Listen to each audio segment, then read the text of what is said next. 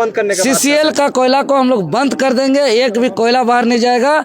जो आज आश्वासन मिला है वो आश्वासन अगर पूरी नहीं की जाती है तो। देवेंद्र जी, एनके एरिया में जो है सीसीएल के साथ आपका मीटिंग जो है लगभग 2 से ढाई घंटा हाई लेवल का मीटिंग चला।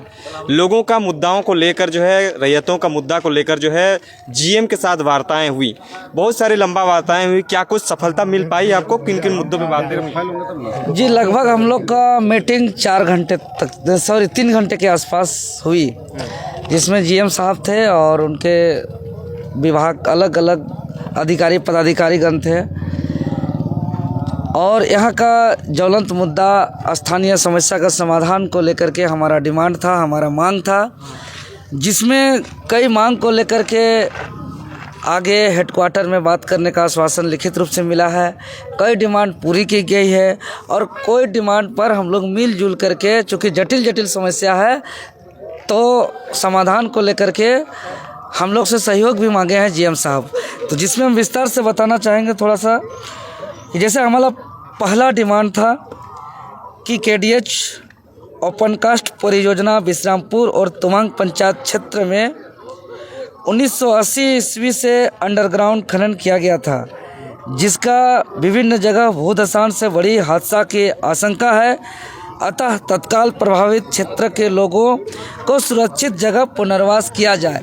तो यहाँ पे सबसे बड़ा जो टेक्निकली पेंच था, जो इतना दिन तक पुनर्वास नहीं करने का, वो मामला था सर्वे का। सर्वे जब होता था विवाद होता था, इसलिए विवाद होता था क्योंकि 1976-78 में जो सीसीएल ज़मीन अधिग्रहित किया था, वो अधिग्रहण करने के बाद उसके बाद 1980 में, 1990 में, 1991 में किसी और के नाम से खारिज दाखिल हुआ, यानी किसी और के नाम से रसीद कट रहा है और मूल जो जमीनदाता है उसको लाभ नहीं मिल रहा था। यही वजह था विवाद का।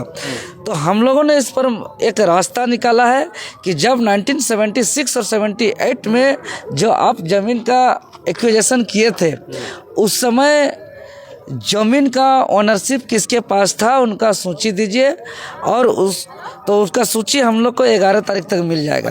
और 11 तारीख तक जब सूची हम लोग को ओनरशिप का मिल जाएगा, उसके बाद फिर हम लोग उस ओनरशिप को कैसे छेड़छाड़ किया गया, यह चूँकि बहुत बड़ा घोटाला का मामला है, जिसमें फिर सीओ भी इस घेरे में आएंगे।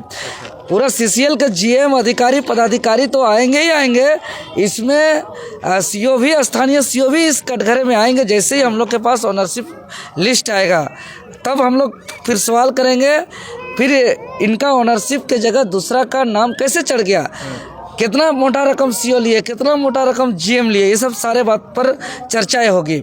तो 11 तारीख के बाद हम लोग का असली लड़ाई शुरू होगा इस मामले पर। दूसरा हमारा मांग है कि एनके एरिया अंतर्गत सीसीएल द्वारा अधिकृत जमीन हेरा फेरी करके जो गैर झारखंडियों को किया गया, इसका एक जांच कमेटी का डिमांड किए हैं। तो ये जांच कमेटी जैसे ही ओनरशिप पेपर आएगा तो वो भी हम लोग का बन जाएगा। इसके बाद जो इस एरिया का सबसे बड़ा समस्या है कि हर जगह कोयला का खनन कर करके बड़ा गड्ढा ऐसे ही छोड़ दिया जा रहा है, ज़मीन को बर्बाद कर दिया जा रहा है। तो हम लोग ने डिमांड किया है कि डीजीएमएस रूल के तहत बैकफिलिंग करते हुए प्लांटेशन किया जाए, जो हर जगह किया जाता है। तो ये अपना पहले तो घुमाने का प्रयास करने लगे कि हमारा खनन प्लान में ये नहीं है, जहाँ होता है उसका खनन प्लान अलग है। तो फिर हम लोग ने कहा कि अगर बैकफिलिंग नहीं होगा तो ये धरती भी एक प्रकार का जीव है, ज़मीन को बर्बाद हो करके ऐसे बंजर करके हम नहीं छोड़ सकते हैं। तो इस पर हम लोग का हेडक्वार्टर से बात करके बैकफिलिंग और प्लांटेशन का मांग को पूरा करने का आश्वासन मिला है लिखित रूप से। इसके अलावा जो हम लोग का है कि डीजीएमएस नियम अनुसार सुरक्षा उपकरण अस्थाई और अस्थाई सभी मजदूरों को उपलब्ध कराया जाए। चूँकि अस्थाई को तो मिलता है लेकिन अस्थाई को नहीं मिलता, ऐसा हमारे पास शिकायत था। लेकिन जीएम साहब ने इसको इनकार किए, मानने से कि हम सबको देते हैं और हर किसी को मिलता है। अगर किसी को नहीं मिलता है तो उनके साथ अन्याय होता है, हमको रिटर्न दीजिए, और नहीं भी अगर मिल रहा है तो अब सबको मिलेगा। मतलब ये हमारा समस्या का समाधान हो गया, ये हल हो गया हम लोग का। इसके अलावा जो प्रमुख हम लोग का मांग है डीजीएमएस नियमानुसार एक जगह सुरक्षित करके डंपिंग यार्ड बना करके रोजगार सृजन हेतु सभी ट्रक में मजदूरों द्वारा कोयला लोड कराना सुनिश्चित किया जाए, इस पर पुनर्विचार करने का बात कहे हैं। इसके अलावा चूंकि यहाँ के लोग पता नहीं चलता है कि कौन रैयत है, कौन प्रभावित है, किसको पुनर्वास हुआ है, किसका विस्थापित हुआ है, ये सब किसी को कुछ पता नहीं चलता। उसके पास कोई आइडेंटिटी नहीं रहता है कि उस कार्ड के तहत कहीं भी बता सके।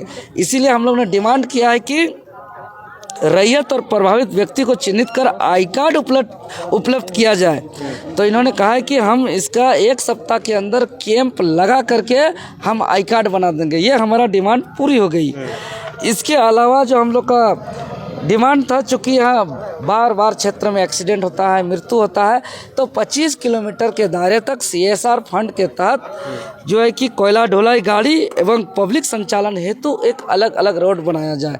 तो उन्होंने कहा कि इसको हम हेडक्वार्टर में लिखेंगे और CSR फंड के तहत 25 किलोमीटर तक आम पब्लिक का संचालन हेतु एक कुछ रास्ता का हम व्यवस्था करेंगे।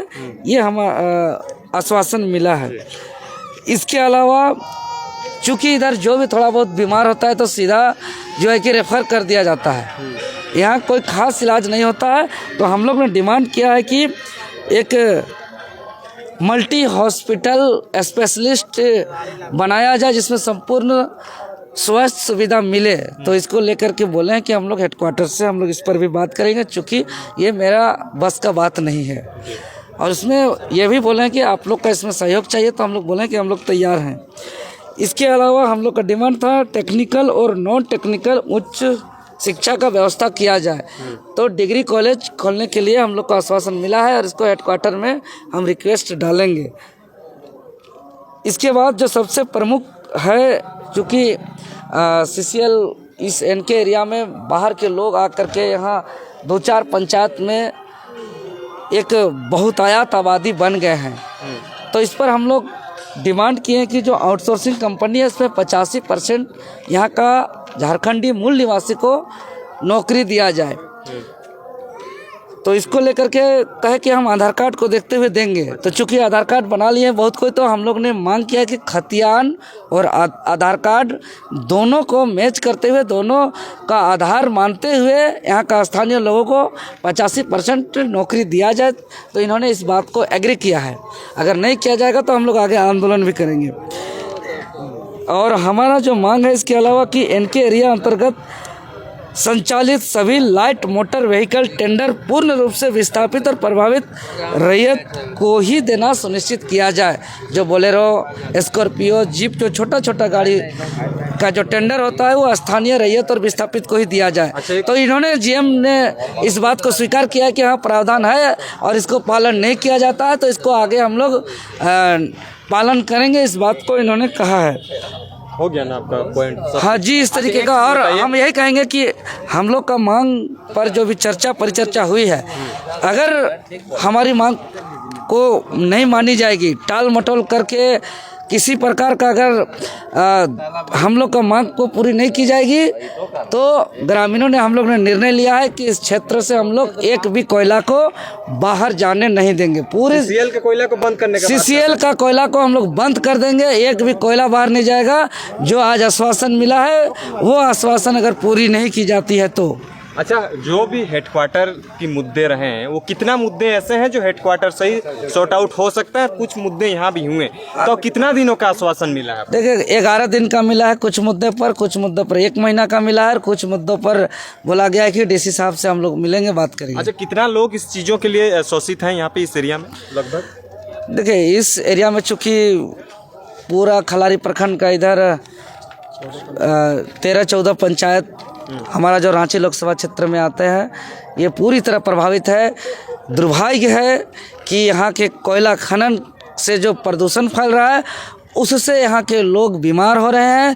ये CCL लोगों को बीमार तो कर रहे हैं, लेकिन हॉस्पिटल जाइएगा तो सिर्फ एक पेपर में रेफर लिख दिया जाता है, यहाँ इलाज नहीं हो रहा है। अच्छा, GM के साथ वार्ता को आप किस रूप में देखते हैं? उसके साथ वार्ता कैसा लगा कि आपके फेवर में? देखिए बात तो हम लोग का सुने हैं, और बातों को गंभीरता से भी लिया और कोशिश भी कर रहे हैं समाधान होने का, लेकिन हम संतुष्ट तभी होंगे जब हमारा काम धरातल में आएगा और इसका बेनिफिट यहाँ के आम आवाम को मिलेगा। हम उसका इंतज़ार कर रहे हैं। अच्छा, क्या कहिएगा दादा, वार्ता कैसा रहा? आज का जो बैठक हुआ श्री देवेंद्र नाथ जी की अध्यक्षता में बहुत ही कामयाब बैठक हुआ और हम लोग हर एक मुद्दा पे जुझारूपन से झारखंड का जो लोग है, झारखंड का जो समस्या है, यहाँ का समस्या के बारे में एक पॉइंट में बात किया। और ये पहला ऐसा मीटिंग हुआ इस क्षेत्र में जो क्षेत्र का मुद्दा को हमारे नेताजी ने उठाए। हम लोग बहुत संतुष्ट हैं और हमारे जीएम साहब ने आश्वासन दिया है कि हर मुद्दा को, हर बात को सिस्टम से हम आपका सुलझाएंगे। उसका क्या कहिएगा, आज का वार्ता कैसा रहा? देखिए, आज का वार्ता कहिए तो सफल रहा, क्योंकि इससे पहले भी वार्ता हुआ है, लेकिन यहाँ के कुछ लोग, चाहे वो जनप्रतिनिधि कहे या नेता कहे, वो लोग पता नहीं किस तरीके से काम किए, वो अपने फ़ायदा के लिए, और यहाँ के जो जनता है, जो यहाँ के शोषित है, उनको उन लोग के लिए वो दिल से काम नहीं किए। अगर उस तरह से काम किए होते तो आज उनको उसका फ़ायदा ज़रूर मिलता। रतिया जी, लगातार इस चीज़ों का आप आंदोलन कर रहे थे और आज जो है हालांकि आप लोग का वार्ता होता है देवेंद्र नाथ महतो के मौजूदगी में और तमाम जेएलकेएम के लोग आते हैं, इस वार्ता को किस रूप में देखते हैं? देखिए, काम तो होना चाहिए, तो सीसीएल भी बहुत आज से मानो झेलाते आ रहा लोग, माने आश्वासन ही के पोटरी है सीसीएल।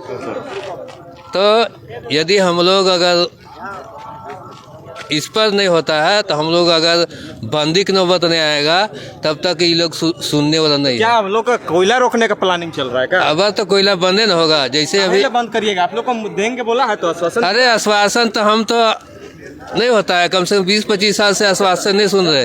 एक खाली चूरी में काम किए, जो 36 साल में जो नौकरी लगाए वो हम चक्का जाम कर दिए थे पूरा। अच्छा है ना, उसके बाद 16 आदमी की नौकरी हुआ था। अच्छा। तो ये लोग सीधा से कुछ सुनने वाला नहीं है। तो हम लोग यही सोच रहे हैं कि यदि जेएलकेएम साथ देंगे तो हम लोग पूरा इनके एरिया से कोयला ठप कर देंगे ताकि हम लोग काम हो। क्या फायदा होगा इनके एरिया? फायदा कैसे नहीं होगा, यहाँ के लोग झेल रहा है, जमीन दे के प्रदूषण हुआ, जो रैयत है उसका जमीन की नौकरी नहीं मिल रहा, मुआवजा नहीं मिल रहा है, यहाँ शोषण पीड़ित है, बीमार से अति हो रहेगा। अस्पताल देखे रहे क्या स्थिति है, रेफरल अस्पताल है जबकि सेंट्रल के अस्पताल है। ये सोचने वाला बात है। बहुत दुर्भाग्य से हम लोग कहना पड़ता है, इतना रॉयल्टी यहाँ से जाता है फिर भी मान लीजिए यहाँ एगो अस्पताल ठीक नहीं है। जी, क्या कहिएगा दादा, आज का वार्ता कैसा रहा? देखिए, आज का वार्ता शांतिपूर्ण रहा और आश्वासन दिए हैं। 11 तारीख तक हम लोग देखेंगे क्या सूची देने का है। आगे रणनीति यही है कि जो इन्होंने आश्वासन दिया है उस पर काम नहीं करेंगे तो हम लोग उग्र आंदोलन में आएंगे, क्योंकि यहाँ के जल जंगल जमीन को बचाने की बात है, यहाँ जो बढ़ रहा है बीमारी उस बीमारी को घटाने की बात है, स्वास्थ्य विभाग को बढ़ाने का बात है, शिक्षा के नए नए अवसर को तलाशने की बात है। बहुत सारी मुद्दाएँ हैं जिसमें हम लोग काम करेंगे। तो निश्चित रूप से आप देखिएगा कि जेएलकेएम जिस तरह से बीड़ा यहाँ पर ठाना है यहाँ के लोगों को हक अधिकार दिलाने के लिए, तो निश्चित रूप से हक अधिकार मिलेगा, क्योंकि इन लोग का आश्वासन ही रहा है विगत 3 दशकों से, परंतु अब ये आश्वासन नहीं, ये धरातल पर कार्य होगा। बहुत बहुत